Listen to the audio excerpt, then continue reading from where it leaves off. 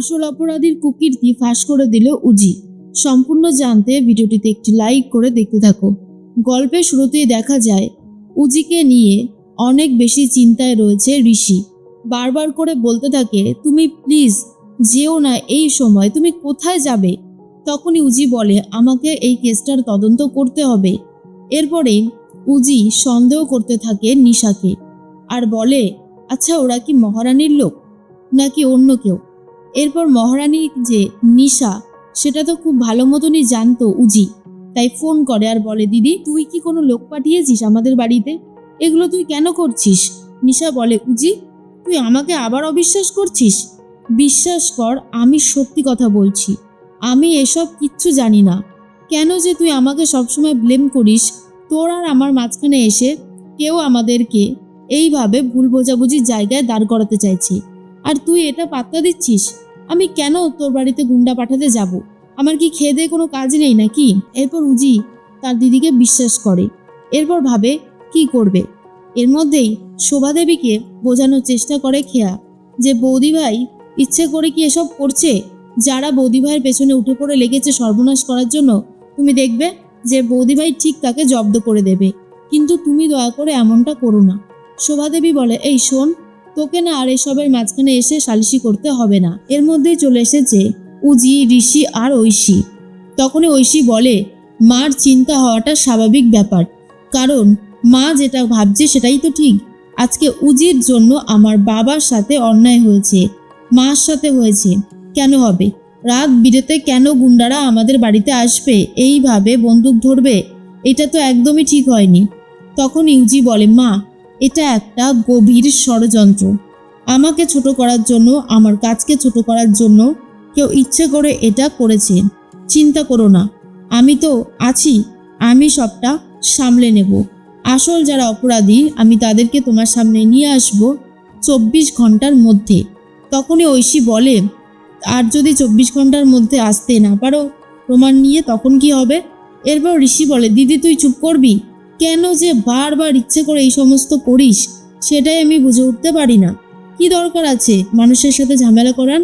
উজি তো বলছে ও কোনোভাবেই দোষী নয়, তাহলে শুধু শুধু এই জিনিসগুলো করে ঝামেলাটা বাড়াচ্ছিস। ঐশী বলে, আরে ভাই, তোর বই তো বলছে 24 ঘন্টার মধ্যে খুঁজে এনে দেবে। ও কেমন খুঁজে আনতে পারে সেটাও তো দেখার দরকার আছে, তাই না? না হলে কি করে হবে বলতো? এরপরেই ঋষি বুঝতে পারে যে এবার উজি ঠিকই বেরিয়ে পড়বে আসল অপরাধীকে খোঁজার জন্য। উজি যথারীতি রেডি হতে থাকে। ঋষিকে খাতায় লিখে লিখে বোঝায়, তুমি চিন্তা করো না, কেউ একজন আছে যে ইচ্ছে করে আমাকে ফাঁসাতে চাইছে।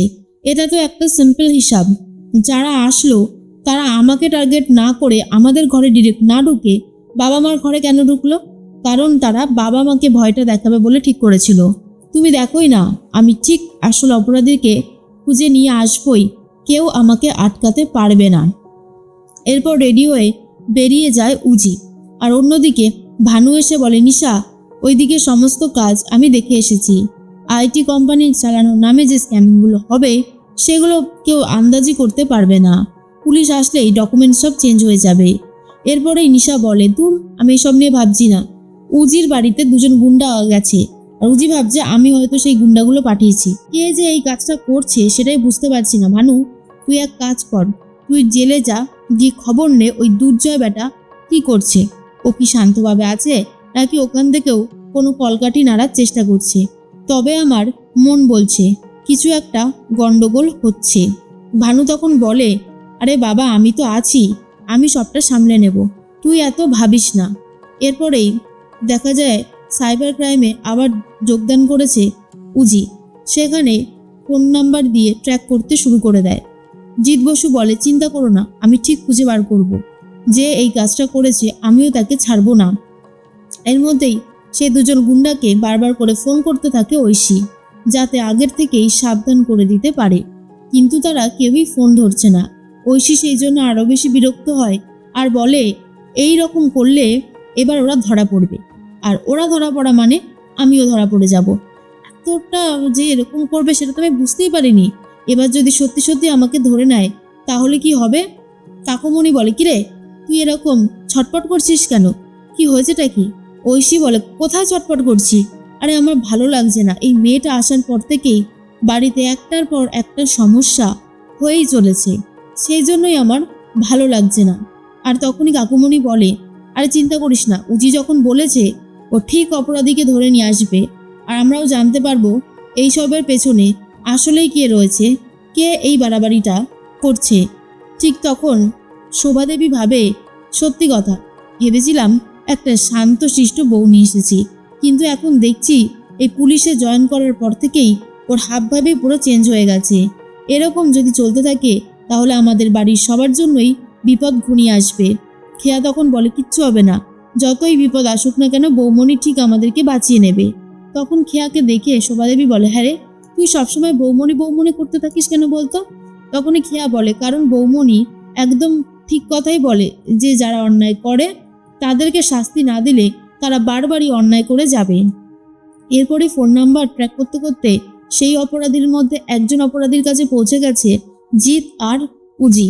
তখন সেই অপরাধীকে ধরে আর বলে, অনেক হয়েছে, চল এবারে তোদেরকে আসল অপরাধীকে চিনিয়ে দিবি, বল বল কে কে এই কাজটা করতে বলেছিল।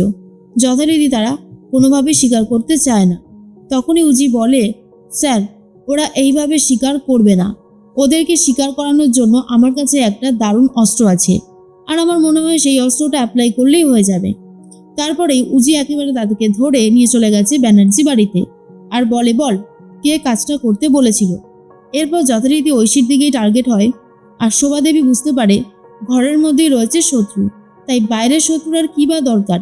ঐশী বুঝতে পারে শেষ পর্যন্ত সে ধরা পড়ে গেছে। উজি বলে, আমি আগেও বলেছিলাম, এখনো বলছি যে এই কাজগুলো করো না, এটা কিন্তু বাড়াবাড়ি হচ্ছে।